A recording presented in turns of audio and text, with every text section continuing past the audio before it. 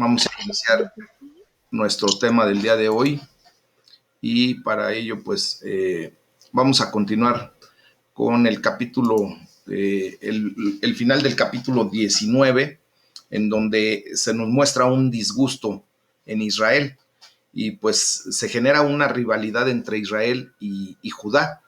Recuerden que siempre tuvieron ese tipo de situaciones desde que empezaron a poner pues un rey en Judá, un rey en Israel, y había una situación media especial entre la forma de ser y de pensar de los de Israel contra la forma de ser y de pensar de los de Judá.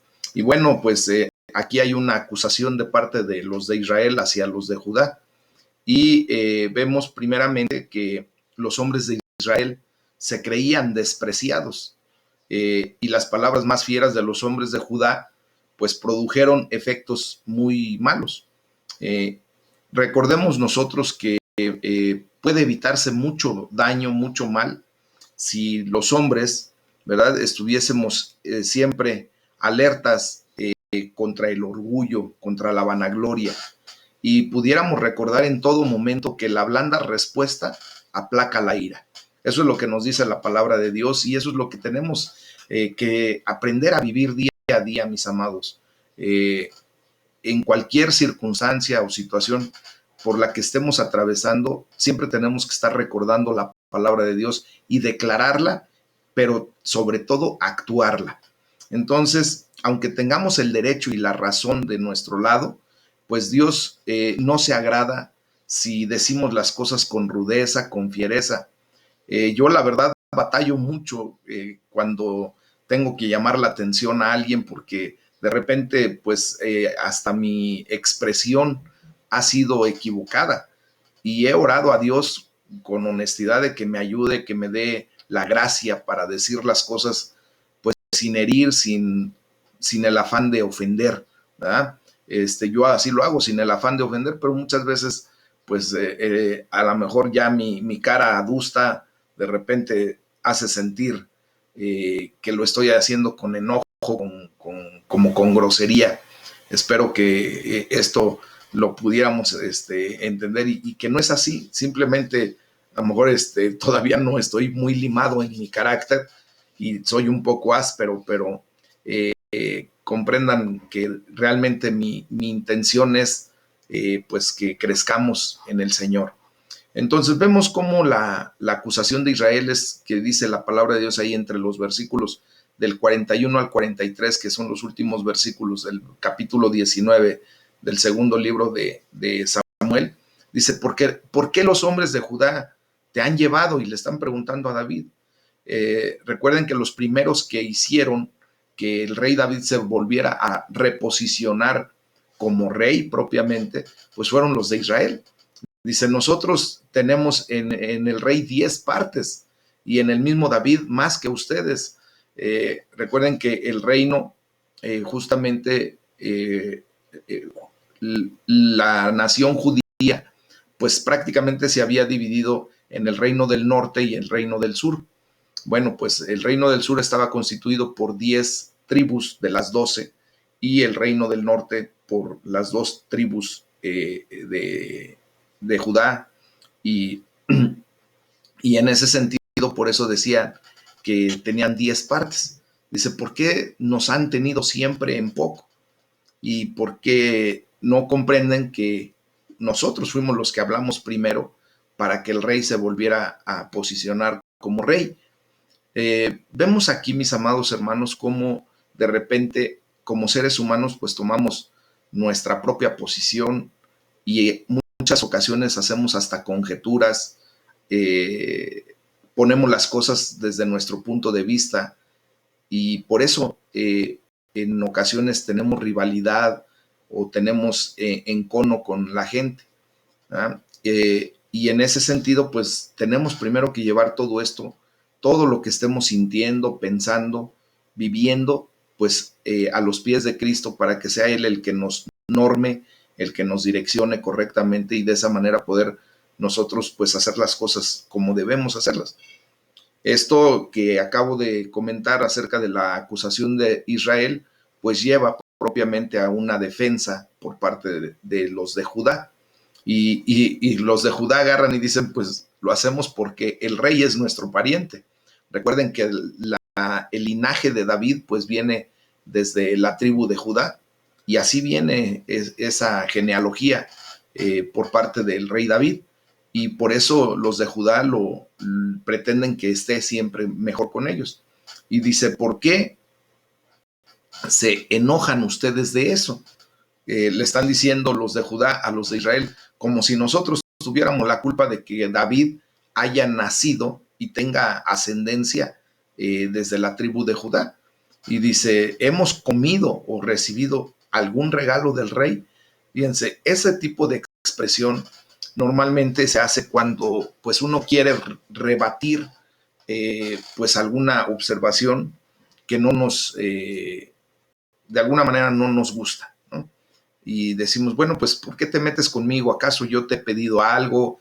O sea, ese tipo de expresiones ásperas, pues muchas veces provocan todavía mayor rispidez, mayor fricción, y eso, pues, viene el punto de choque.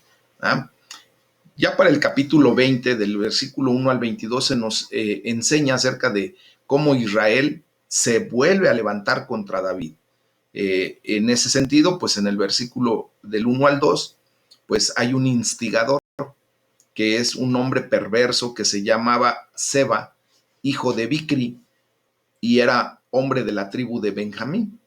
En ese punto, mis amados, quiero decirles que vamos a estar estudiando acerca del capítulo 20, del versículo 1 al 3 está la rebelión de Seba, del versículo 4 al 13 vemos cómo Joab mata a Amasa, y del versículo 14 al 22 Seba se refugia en Abel, y del 23 al 26 los oficiales de David, cómo están distribuidos. Bueno, recuerden que hemos estado hablando acerca de las crisis de David, ¿verdad? Y una crisis nuevamente se vuelve a presentar a través de una prueba que surge después de otra, y eso lo vemos cuando ya lo observamos desde el punto de vista de el reino de los cielos, desde cómo ve Dios las cosas, pues vemos cómo una prueba surge después de otra para nuestro bien, hasta que lleguemos en un día, ¿verdad?, al lugar donde se eliminarán para siempre el pecado y la pena. Cuando el Señor nos llame a su presencia, allí dejaremos de tener crisis, problemas, angustias, tristezas, penas, todo lo que de repente pasamos aquí, ¿verdad? Bueno, pues vemos aquí cómo las personas que disputan airadamente, pues muchas veces entienden mal e interpretan mal las palabras de otro. ¿Cuántas veces nos ha tocado ver, o hasta nosotros hemos sido partícipes de situaciones en donde estamos molestos o está una persona muy molesta por algo y no entiende, más bien no escucha a la contraparte? Le están tratando de explicar el por qué sucedieron las cosas, qué fue lo que pasó, pero se ciega y se cierra completamente por el coraje, por la ira. Y eso pues provoca, ¿verdad?, que después malentienda o malinterprete las palabras de la otra persona y le echa más leña al fuego. Les ha pasado y me ha pasado y nos ha pasado a todos, mis amados. Muchas veces vemos cómo el hombre orgulloso pues hará todo a su manera y rechazará cualquier tipo de ayuda, de cualquier índole, mis amados. Y pues la verdad es que no debemos confiar en el favor de muchos.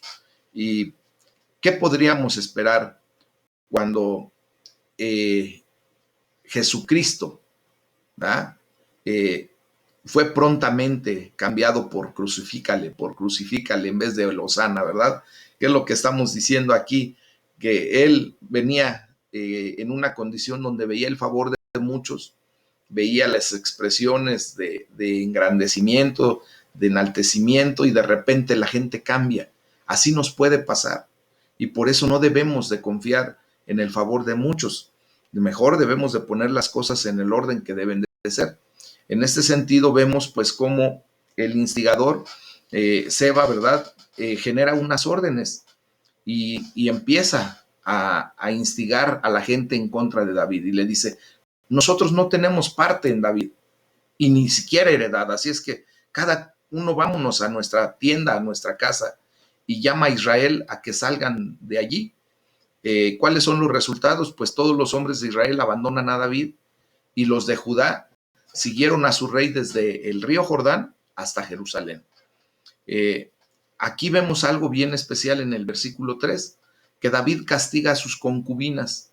Recuerden que antes de salir, ¿verdad?, de palacio, dejó encargadas a sus 10 concubinas precisamente de los quehaceres y de las actividades del palacio. Y cuando él regresa, después de todo esta situación que pasó, de la muerte de Absalón y que él se reposiciona como rey, llega a su palacio y castiga a sus concubinas y las ordena que quedaran como en viudez perpetua. No se explica de bien a bien el por qué justamente hace ese tipo de castigos hacia estas mujeres. No sé si él vio llegando que había algún desorden o alguna manifestación de algún tipo. No se explica en la palabra de Dios, pero pues a final de cuentas era la palabra del rey. Y efectivamente fueron recluidas y nunca más, dice la palabra de Dios, se volvió a llegar a ninguna de ellas. Y las tuvo como viudas en perpetuidad. Después vemos cómo del versículo 4 y 5, Amasa es ordenado para convocar al pueblo. Y él, dice la palabra de Dios, se detuvo más del tiempo que le había sido señalado. El rey David le dijo, ve, convoca al pueblo y te quiero junto con el pueblo aquí. Obviamente aquí empezamos a ver parte de lo que es, mis amados, tener una rebelión. Cuando obedecemos a medias, ¿verdad? Pues simplemente vemos que eso es rebelión para Dios y de inmediato, pues muchas veces Dios va a tomar pues la actitud en contra de esa rebelión. Bueno, David ordena perseguir a Seba del versículo 6 al 14 y dice, no, dice, nos hará ahora más daño que Absalón. Recuerden que Seba pues estaba muy a las órdenes de Absalón y era su brazo derecho. Y entonces, para evitarse problemas mayores, pues David ordena perseguir a Seba y matarlo. ¿Qué es lo que sucede? Que Joab y sus hombres pues salen de Jerusalén para ir tras Seba. Se encuentran con Amasa en Gabaón y Joab mata a Amasa de forma, entre comillas, accidental. Y pues sigue la persecución de Seba.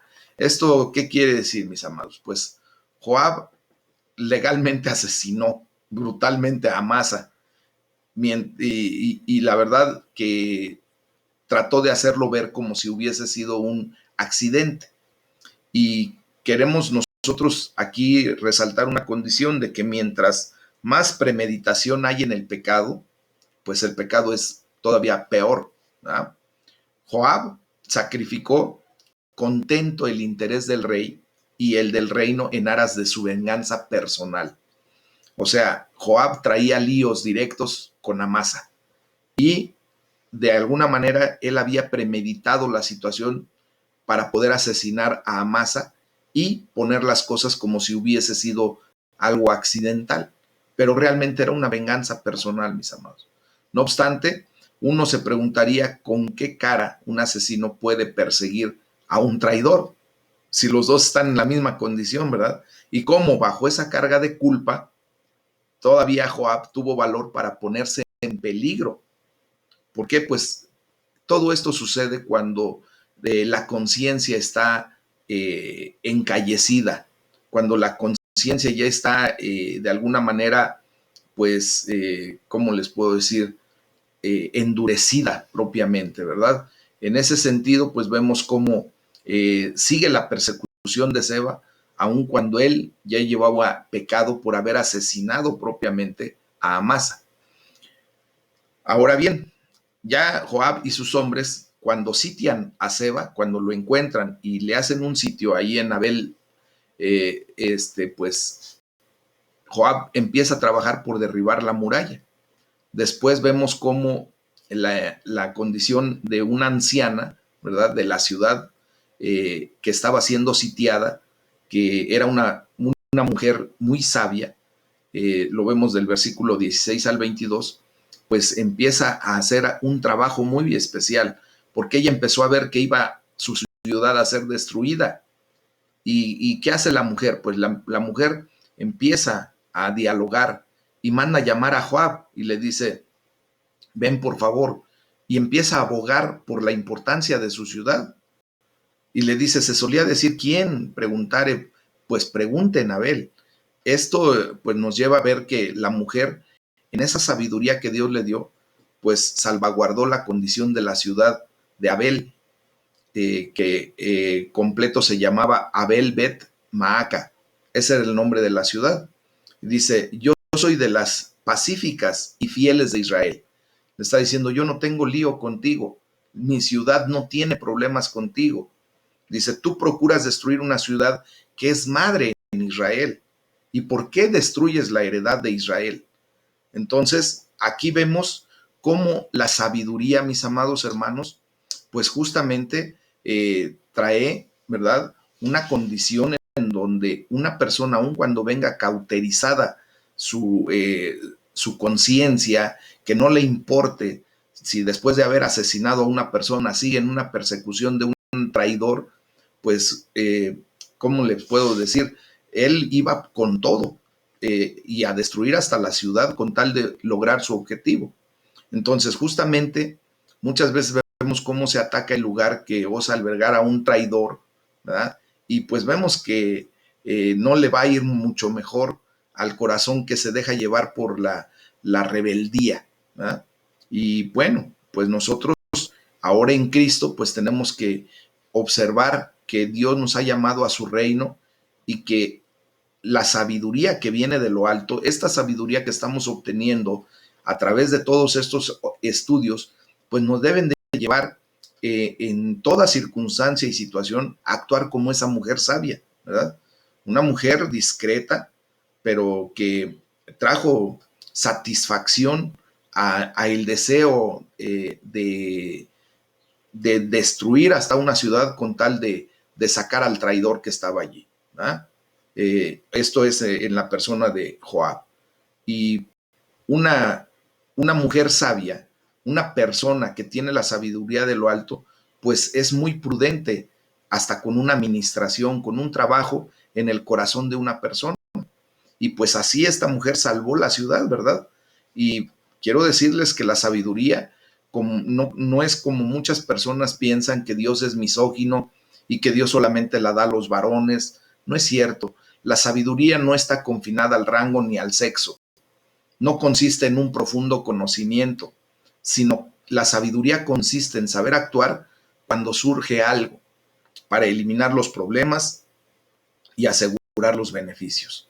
Esa es la sabiduría que Dios ha traído ahora a nuestras vidas, mis amados. Y muchas veces no tenemos que tener un conocimiento extenso, pero de lo que Dios nos ha estado dando, la sabiduría nos tiene que llevar a poner en práctica lo que estamos aprendiendo. O sea, ser sabios es actuar en relación al aprendizaje que se tiene, a lo que conocemos, ¿verdad? Entonces, fíjense bien que honestamente se evitarían mucha maldad si las partes que están peleando, las partes beligerantes, pues pudieran abrir un poquito sus oídos, ¿verdad? Y entender lo que trata de decir el otro y de esa manera, pues,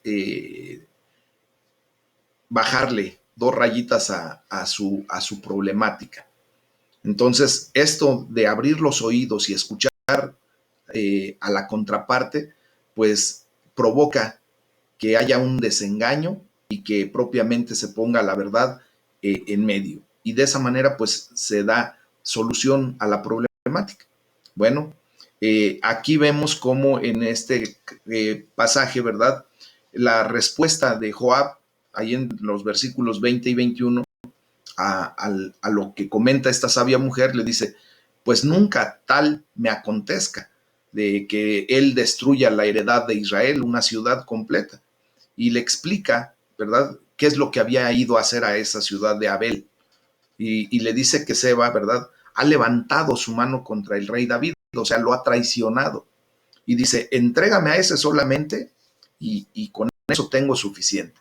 Entonces la mujer en sabiduría, pues intercediendo por su ciudad, entrega a Seba muerto.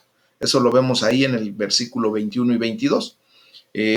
Mis amados, la única condición que pone Joab para la paz era la rendición del traidor. Y así pasa en los tratos de Dios con el alma cuando nuestra alma está sitiada por la convicción de pecado y la aflicción. El pecado, pues, es el traidor, ¿sí? Y la amada lujuria muchas veces es el rebelde. Y tenemos que terminar con eso. Tenemos que aprender a echar fuera la transgresión y todo estará bien. Este es el ejemplo que tenemos que tomar de este pasaje bíblico, puesto que la sabiduría de la anciana llevó a simplemente echar fuera lo que podía traer una problemática mayor, una destrucción. ¿Qué tenemos que aprender? Pues que tú y yo tenemos que echar fuera al traidor, al pecado, a la lujuria, a la soberbia, a la indecencia, a la mentira. Todo eso lo tenemos que botar de nuestra vida para que no haya destrucción en nuestra condición. No hay paz, mis amados hermanos, bajo ninguna otra condición. Nosotros no podemos estar en paz, ni siquiera con nosotros mismos, cuando todavía el traidor está en nuestras vidas. ¿Ok? Entonces, vemos esta situación en donde la cabeza de este hombre, de Saba, iba a ser arrojada desde el muro. Y el pueblo entendió la situación. Obviamente cortaron la cabeza a Seba y se la arrojaron a Joab. Y a su vez Joab pues simplemente tomó la cabeza del tipo y retiró sus fuerzas y se volvió al rey a la ciudad de Jerusalén. Ahí se acabó todo el problema. Ahora bien, empieza ya la situación en donde vemos pues la corte o la servidumbre propiamente de los oficiales de David. Esto ya lo vimos anteriormente en el capítulo 8 del versículo 15 al 18. Ahora lo vamos a ver en el final del capítulo 20, ¿verdad? En ese sentido, a Joab lo vuelve a posicionar el rey David como sobre todo el ejército, a Banaía sobre los cereteos, a Adoram sobre los tributos, a Josafat lo reposiciona nuevamente como el cronista de la ciudad, a Seba lo pone como escriba nuevamente, y a Sadoc, a Abiatar y a Ira los reposiciona como sacerdotes. En este sentido, mis amados, pues aquí está la situación de la corte de David después de su restauración como rey. Y bueno es cuando se nombra a hombres capaces para desempeñar los cargos públicos. Ahora que estamos en esta temporada de comicios, ¿verdad? Pues oremos a Dios, mis amados. Ayer en la noche tuvimos una velada de oración muy interesante. Dios nos llevó a orar por nuestros próximos gobernantes, nos llevó a orar por nuestra nación, nos llevó a orar porque pues Dios en su misericordia, ¿verdad?, toque el corazón de todas estas personas que van a tener un cargo público, que les dé sabiduría, entendimiento, y pues que sean personas que puedan venir hasta el temor de Dios y que nos conduzcan adecuadamente. Entonces, al nombrar hombres capaces para desempeñar los cargos públicos, pues todos deben procurar desempeñar sus deberes pues como fieles siervos de el Hijo de David. Nosotros pues vendremos, ¿verdad?, a buscar la manera de procurar desempeñar nuestros deberes pues como fieles hijos de Jesucristo, ¿ah?, como fieles hijos de Dios. Y de esta manera pues llegamos a la conclusión del capítulo 22 y pues así se termina esta sección del segundo libro de Samuel. Después de una época de incertidumbre en Israel, pues David está al mando nuevamente de toda la nación. El poder tentador del poder y de las riquezas propiamente son grandes. Hemos visto cómo personajes en la actualidad, en nuestras épocas, pues desgraciadamente se han enfermado de poder. Esa tentación de poder, de riqueza, de vanagloria es muy grande, mis amados. Y esto ha hecho caer a muchas naciones. En este sentido, lo que estamos leyendo hizo caer en grande a Israel y pues tuvo que pagar las consecuencias.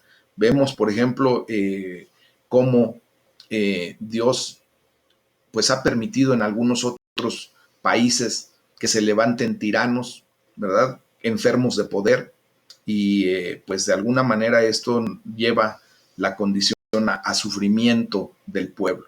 Hoy hemos de seguir orando, mis amados hermanos, porque Dios nos guarde de la tiranía de algún personaje que se quiera levantar en una enfermedad de poder y que nos lleve pues a tener consecuencias graves como nación. Hemos de orar porque Dios nos guarde de todo este tipo de situaciones. Amén. Bueno, pues vamos a continuar ahora en el siguiente segmento. Vamos a estar viendo en el punto del capítulo 21 al 24, que técnicamente ya es el final del segundo libro de Samuel, pues la situación de un ejemplo de las trampas de poder y las riquezas. Justamente por eso concluí el segmento anterior, que fue lo de las crisis de David, ¿verdad? Bueno, pues ahora vamos a ver el epílogo del reinado de David. Y pues esta es la última parte del segundo libro de Samuel, y pues técnicamente es la última parte del libro de Samuel. Recordemos que el libro de Samuel es un solo volumen que se dividió en dos tomos, pues para que nosotros pudiéramos irlo estudiando y tener de alguna manera una sistematización de un estudio del libro de Samuel, y así se quedó como el primero y el segundo libro de Samuel, pero es un solo ejemplar.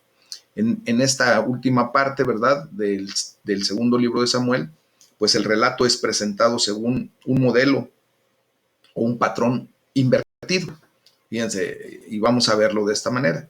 El patrón invertido del segundo libro de Samuel, del capítulo 21 al 24, primero nos muestra el castigo por el pecado, ¿verdad?, en donde a causa del pecado hubo hambre en los días de David por 3 años. Eso ya lo leemos en el capítulo 21 de los versículos 1 al 14. Y pues esto lleva a la victoria sobre enemigos. 4 gigantes de entre los filisteos cayeron por mano de David y por mano de sus siervos. Esto lo muestra del versículo 15 al 22. Y pues vienen las palabras de alabanza. El cántico de David, ¿verdad?, donde dice: Jehová le había librado de la mano de todos sus enemigos. Esto lo vemos ya del versículo 22 hasta el versículo 55.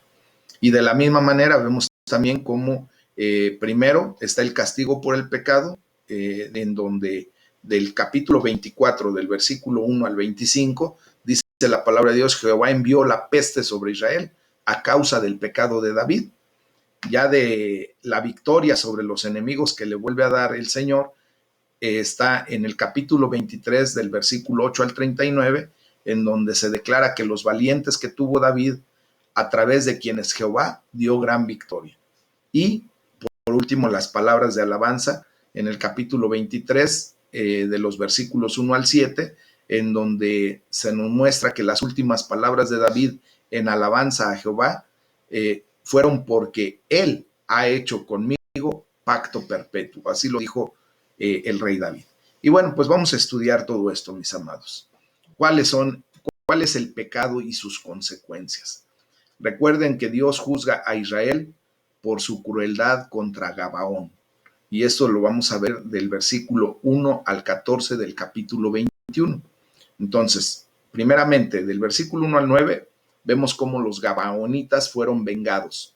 Después, del versículo 10 al 14, vemos Rispa, ¿verdad?, cuida los cuerpos de los descendientes de Saúl. Y del versículo 15 al 22, vamos a ver las batallas con los filisteos. Entonces, aquí pues empezamos a ver cómo toda aflicción surge del pecado. Todo tipo de aflicción que nosotros tenemos, desgraciadamente, surgen por el pecado. Y muchas veces podemos ver que de inmediato, en tiempo pasado, un tiempo corto, inmediato atrás, pues no hemos pecado, no hemos hecho nada, pero traemos aflicción, traemos, estamos pagando algunas consecuencias. Mis amados, no nos basta más que echar un poquito atrás más la vista, y ver cómo en algún momento sembramos semillas equivocadas en pecado. O en su defecto lo podemos llevar todavía más atrás y ver que a través de lo que es la iniquidad, pues nuestros antepasados pudieron haber sembrado semillas de pecado y que ahora pues traen consecuencias. Y por eso podemos declarar correctamente que toda aflicción surge del pecado y debe llevarnos a arrepentirnos y a humillarnos delante de Dios. Esto es lo que tenemos que vivir. Algunos problemas especialmente muestran que han sido enviados para traer a la memoria el pecado. O sea que cuando nosotros estamos pasando por alguna situación en particular de tribulación, de aflicción, de dolor, de duelo, lo que estemos pasando, en muchas ocasiones tenemos que ir hacia atrás para observar que esta condición que estamos viviendo, pues muestra, ¿verdad?, que debemos traer a la memoria el pecado. Y muchas ocasiones ustedes y yo no vamos a ser capaces en nuestra humanidad de recordar el pecado que se sembró, esa semilla que se sembró en nuestros ancestros. Pero para eso está el Espíritu Santo de Dios, para que Él traiga a flote esa condición y nosotros poder ponernos a cuentas con Dios, al arrepentirnos y humillarnos delante del Rey, pedirle perdón y decirle, Señor, tú viste la realidad, mis antepasados sembraron esta semilla de pecado, ¿verdad? Y hoy lo pongo delante de ti, Señor, y te pido perdón por esa acción, por esa iniquidad. Y dice la palabra de Dios que Él es el que perdona todas nuestras iniquidades, pero tenemos que traerlas en esa condición para efecto de que el enemigo también sepa que Dios nos ha perdonado en esa condición y por lo tanto, pues ya no tendrá parte ni suerte en nuestras vidas. Los juicios de Dios suelen mirar muy, muy atrás, mis amados. Y eso es lo que requiere que hagamos cuanto antes, pues antes de que llegue su reprensión, ¿verdad? Recordemos que Dios dice en su palabra que Él visita la maldad de los padres y hacia los hijos, la maldad de los padres hacia los hijos hasta la tercera y cuarta generación. O sea, si nos damos cuenta, pues desde tiempo muy remoto para atrás, Él pues simplemente mira el pecado y por eso nosotros tenemos que, con la ayuda del Espíritu Santo, venir a hacer teshuvah, un arrepentimiento genuino y ponernos a cuentas con Dios, dejar que Dios limpie nuestra vida de esa manera.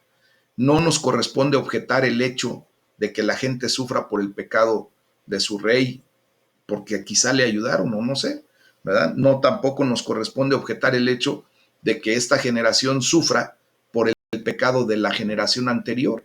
Y no nos corresponde hacer eso, ¿verdad? ¿Por qué? Pues porque el soberano, el rey, así lo decretó, que él visitaría la maldad de los padres hacia los hijos hasta la tercera y cuarta generación.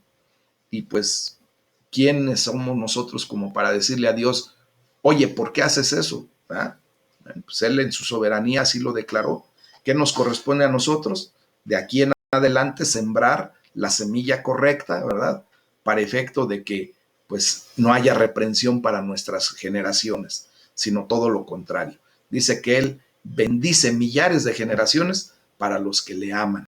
Amén. Entonces, amando nosotros a Dios, pues, y haciendo lo que nos corresponde correctamente, pues estamos asegurando que nuestras generaciones no tengan que sufrir las consecuencias por nuestro desvío, por nuestro, por nuestro pecado.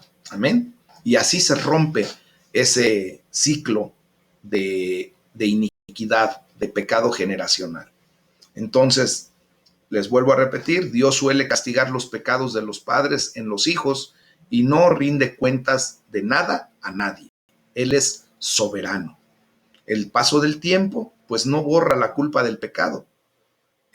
Ni podemos acariciar siquiera la esperanza de escapar, pues porque el juicio pudiéramos ver que tarda, ¿no, mis amados?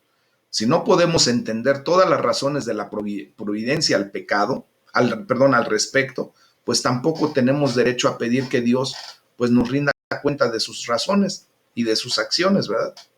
Y debe ser bueno porque es la voluntad de Dios y al final resultará a ser así. Recordemos a través de la palabra emuná, de la fe, de esa fe verdadera, de esa fe auténtica, que todo proviene de Dios, todo nos sirve para bien y todo nos trae una enseñanza. Entonces, aquí podemos ver que el dinero pues no paga la sangre, mis amados hermanos. Y en ese entendido, pues pudiera parecer que la posteridad del rey Saúl anduvo todavía en las huellas de la gente que estaba todavía en esa condición dentro del reino de David, porque es llamada casa de sangre simplemente. Era el espíritu de la familia, por lo cual con justicia se les reconoce por su pecado personal como por el de su familia. Los gabaonitas pidieron esto contra Saúl o su familia, y no por maldad. No era para satisfacer ninguna venganza, sino por el bien público. Y fueron ejecutados al comienzo de la cosecha. Así pues, fueron sacrificados para apaciguar la ira de Dios, del Dios Todopoderoso, mis amados, que había suspendido la misericordia de las cosechas durante los años anteriores. Y para obtener su favor en la cosecha actual, pues justamente fueron ejecutados al comienzo de la cosecha. Y pues nosotros en vano pudiéramos esperar misericordia de Dios si no hacemos justicia en contra de nuestros propios pecados. ¿Qué tenemos que hacer? Pues que tenemos que ejecutar propiamente nuestro pecado. Las ejecuciones no deben considerarse crueles cuando son por el bien público. Tú no debes considerar que el ejecutar tu pecado, o sea, cortar de tajo con tu pecado, es cruel cuando es por tu propio bien. Muchas veces le dice una persona a alguien, es que ya no debes mentir, y rompe con esa condición. Y la persona que está escuchando eso, que ya no tiene que mentir, siente como que es muy cruel lo que le están diciendo, ¿verdad? O que ya no debe fornicar. Y siente como que es muy cruel eso, pero mis amados, es por el bien propio, ¿verdad? Entonces, vamos a ver cómo el pecado y sus consecuencias se viven en el pueblo de Israel. Dios juzga a Israel por su crueldad contra Gabaón, contra los gabaonitas, y Dios castiga a Israel. ¿Cuál fue el problema? Pues que hubo hambre en los días de David por 3 años. ¿Y cuál fue la razón? Pues justamente, como les decía hace un momento, le echaron la culpa, ¿verdad? Y dice, por causa de Saúl. A veces, pues debemos de sufrir hasta las consecuencias por el pecado ajeno. ¿Qué fue la razón? Pues porque él mató a los gabaonitas. En su celo por los hijos de Israel y de Judá, pues simplemente llevaron a este tipo de acción. El trasfondo que sucedió en esta condición y por lo cual se hace la mención de los gabaonitas, pues nos lleva de vuelta a la época de la conquista de la tierra de Canaán con Josué, ¿se acuerdan? Bueno, a causa del éxito de los ejércitos de Israel, los gabaonitas decidieron hacer un pacto con Israel mismo para que los israelitas no los exterminaran. Se vistieron de viajeros distantes, ¿se acuerdan de esa condición? Engañaron a Israel, los convencieron a que hicieran un pacto de paz con ellos, e Israel, pues no habiendo consultado a Dios, pues entró en un pacto con ellos y aunque fueron engañados, Jehová les obligó a mantenerse fieles al acuerdo que habían hecho con los gabaonitas. Y todo porque habían jurado por Jehová. Entonces Saúl, al intentar matarlos, pues rompe ese pacto, ¿verdad? rompe ese juramento y causa que la ira de Dios se encienda contra Israel nuevamente. Ahora, en este punto ya, en lo que estamos estudiando, David busca la reconciliación con Gabaón y les dice, ¿qué haré por ustedes? ¿O qué satisfacción les daré para que bendigan? Obviamente entiende David que al hacer pacto nuevamente con Gabaón, pues se iba a restituir el pacto primario que habían hecho antes de que Saúl hubiera roto ese pacto. Y la pregunta de qué satisfacción les daré, fíjense bien, la palabra usada aquí es la palabra Kippur, que también es traducida como expiación. Y el concepto de expiación es de borrar o cubrir alguna acción errónea. Y por lo tanto, pues conseguir la satisfacción de la persona dañada por ese hecho. O sea, David estaba haciendo Kippur, que estaba tratando de expiar el pecado de Saúl al haber tratado de exterminarlos, al haber roto el pacto que habían hecho. Y dice, para que bendigan. Pues es claro que David está tratando de hacer algo para que cese el hambre. Entendió correctamente que no fue por su pecado, que no fue por su acción, sino que fue por el pecado de Saúl, que ahora estaba una hambruna de más de 3 años en su pueblo. Y comprendió correctamente, y por eso les comentaba hace ratito, que hay que echar la mirada atrás, al tiempo atrás, para ver qué sucedió, qué se sembró en su momento equivocadamente, pues para resarcir el daño. Y esto lo hace de esa manera. El rey David, ¿verdad? La respuesta de Gabaón, ¿cuál fue? Bueno, pues le da primero una explicación.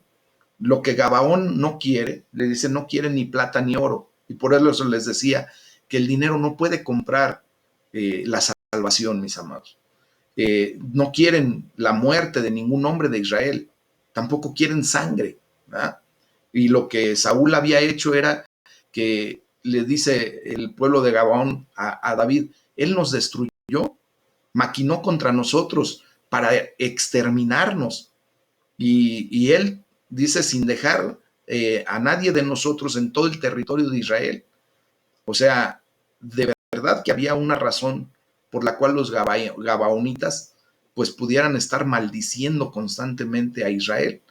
Mis amados, nosotros tenemos que echar un poquito nuestra mirada atrás y orar al Espíritu Santo porque nos revele si en algún momento alguno de nuestros ancestros pudo haber hecho algo en contra de una familia, de una persona en particular, y que esa familia o esa persona o los familiares de esa persona pudieran todavía estar decretando maldición sobre nosotros. Y entonces, pues, venir, ¿verdad?, a la expiación, orar a Dios, pedirle perdón genuinamente, mostrar arrepentimiento, aun cuando tú y yo posiblemente no tuvimos nada que ver, pero pues recordemos que así es la condición. Entonces, ¿cuáles fueron ya las exigencias del pueblo de Gabaón? Dice, dennos 7 varones de sus hijos para que los ahorquemos delante de Dios. Fíjense nada más qué exigencia, ¿no? Con eso, simplemente estaban poniendo las cosas en orden desde su entender. David les concede su deseo. Y aquí hay algo bien especial. Mefiboset, ¿se acuerdan? Lo hemos estado mencionando a lo largo de estos últimos capítulos del segundo libro de Samuel. Era hijo de Jonatán y en ese momento es perdonado. ¿Y por qué? Porque retoma el rey David un juramento, ¿verdad? De Jehová que hubo entre ellos, entre Jonatán y David. Allí en el primer libro de Samuel, capítulo 20, de los versículos 15 al 17, recordamos cómo hicieron ellos un pacto. ¿Y cuáles fueron los 7 varones que entregó David para cumplir con el deseo de los gabaonitas que fueron ahorcados delante de Dios? Bueno, está Armoni y Mefiboset, pero no el hijo de Jonatán. Eran hijos de Rispa, una de las concubinas de Saúl. 5 hijos de Mical por parte de su segundo esposo, de Adriel. Recuerden que cuando muere Saúl, pues Mical toma por esposo a Adriel, o Adriel la toma por esposa, y tiene 5 hijos. Y pues de esos 5 simplemente se van. Y pues aquí hay un lamento, ¿verdad?, de Rispa, porque pues fueron de sus hijos los que fueron ahorcados delante de Dios. Y David trae de regreso los restos de Saúl y Jonathan para sepultarlo con los 7 varones, y dice la palabra de Dios ahí entre los versículos 11 al 14 que Dios fue propicio a la tierra después de esto. Vamos a ver algunas verdades religiosas netamente acerca del segundo libro de Samuel, del capítulo 21, de los versículos 1 al 14. La primera verdad religiosa es que la desobediencia trae serias consecuencias. Es una verdad, ¿no? La segunda es que uno debe pensar bien antes de prometer algo. Dios exige que sus hijos cumplan con lo que se proponen. Y eso lo vemos también en Eclesiastés y en el Evangelio según Mateo. La tercera verdad religiosa del libro de Samuel es que Dios puede usar fenómenos naturales para castigar a su pueblo. Lo vemos ahí en el capítulo 21, versículo 1 directamente. Y luego quitar el castigo cuando el problema es resuelto. Cuando se arregla el problema, Dios quita el castigo. Lo vemos en el versículo 14. Entonces, la última verdad religiosa, la cuarta, es que a menudo los hijos, nietos y hasta descendientes muy lejanos pueden sufrir las consecuencias del pecado de una persona. Y eso ya lo vimos desde Éxodo 20, versículos 4 y 5, Éxodo 34, 7, Números 14, 18. Ya lo hemos estudiado. Entonces, recuerden que la soberanía de Dios le da la autoridad de poner las cosas hasta ese nivel. ¿Ok? Entonces, ahí está la situación de lo que estamos viendo en esta parte de la historia de la palabra de Dios. Entonces, fíjense bien que una tierra culpable, retomando el tema y punto, disfrutará de muchos años de abundancia, ¿verdad? Y requiere también gratitud. No debe maravillarnos que se castigue con escasez la abundancia mal usada. Mis amados, muchas veces el Señor ha puesto en nuestras manos abundancia, recursos, economía, finanzas, y tristemente muchos de nosotros no hemos sabido bien usar lo que Dios ha puesto en nuestras manos. Recursos como el tiempo, recursos como la salud, recursos como la economía, recursos como la juventud, ¿verdad? Y desperdiciamos todo eso. Bueno, pues desgraciadamente después puede el Señor pues tomar una situación de castigo, trayendo escasez de lo que antes teníamos en abundancia por mal utilizarlo, por no ser sabios, por no ser buenos administradores en los recursos que Dios nos da, pues después vendrá y podrá venir escasez. Y tendremos que echar la mirada atrás. Cuando el Señor puso en nuestras manos abundancia, ¿qué hicimos? Ofrendamos, diezmamos, y no necesariamente recuerden que es específicamente dinero. Sí, el dinero es parte de todo eso, pero también nuestro tiempo. ¿Cuántas veces fuimos llamados por parte de Dios a llevarle la palabra a alguien en particular y pusimos pretextos, antepusimos nuestro trabajo, nuestra actividad, nuestra comodidad, e hicimos a un lado ese llamado que Dios nos hizo? Y bueno, después el grave problema es que viene propiamente la condición a la que Dios nos trae. Y muy pocos hemos estado dispuestos a preguntar al Señor la causa pecaminosa que nos lleva a escasez o a situaciones críticas. ¿Ah? Cuando nos atrevemos a decir, Señor, ¿dónde estuvo mi pecado? ¿Cuál fue mi pecado para que yo en este momento esté pasando por esta situación? Te ruego, por favor, que me lo declares, que me lo muestres con el poder de tu Espíritu Santo, que traigas luz a mi vida. Y el Señor te muestra y te dice, hey, ¿te acuerdas cuando en este tiempo tú estuviste así, en esta condición? Te fue llamado para que ofrendaras, para que llevaras la palabra, para que hicieras esto. ¿Y qué hiciste? Simplemente echaste a un lado de eso y seguiste tu camino. Bueno, aquí están las condiciones. En ese preciso instante, ¿qué tenemos que hacer? Verdaderamente, cuando nosotros nos ponemos en el punto correcto, Señor, perdóname. Tienes razón, yo sé que cometí ese error, cometí ese pecado, fui rebelde, fui obstinado, me ganó más mi comodidad,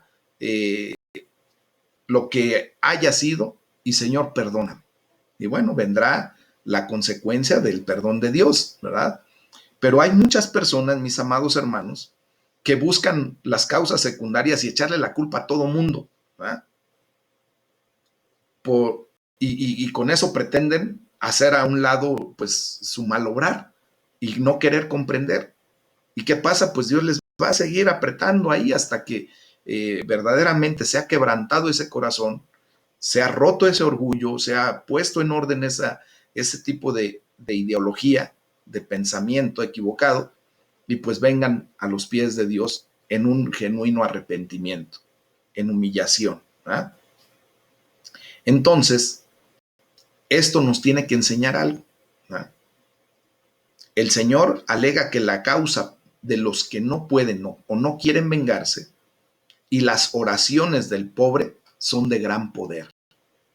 En ese tiempo los gabaonitas, ¿verdad? Era un pueblo pobre, era un pueblo que no podía de alguna manera levantar su voz en autoridad. Estaba el rey Saúl sobre ellos y él los aplastó, sencillamente. Y pues obvio Dios trajo las consecuencias en castigo por esa desobediencia, por esa ruptura del pacto. Cuando Dios envió lluvia para regar las tierras, pues ya tuvo la oportunidad de ser enterrados los cuerpos, ¿verdad? Porque entonces quedó claro que la petición por la tierra, Dios la había oído, por esa condición de que simplemente el hombre había abusado de una condición que no era. Cuando se hace justicia en la tierra, mis amados hermanos, pues esa es la venganza del cielo. Dios se pacifica y es puesto a nuestro favor por medio de Cristo. ¿Verdad? Él fue colgado en el madero, hecho maldición por nosotros, para que de esta manera pudiera quitarse de en medio la culpa. Aunque verdaderamente Jesucristo era inocente. Pero allí Dios aplacó su ira, descargó toda su ira, su furia en Jesucristo, y eso fue lo que ahora ustedes y yo, en esta era de la gracia, pues tenemos una bendición de parte de Dios. ¿Verdad? Estamos en esa condición. Entonces, mis amados, pues vemos propiamente el día de mañana vamos a terminar ya el libro, el segundo libro de Samuel.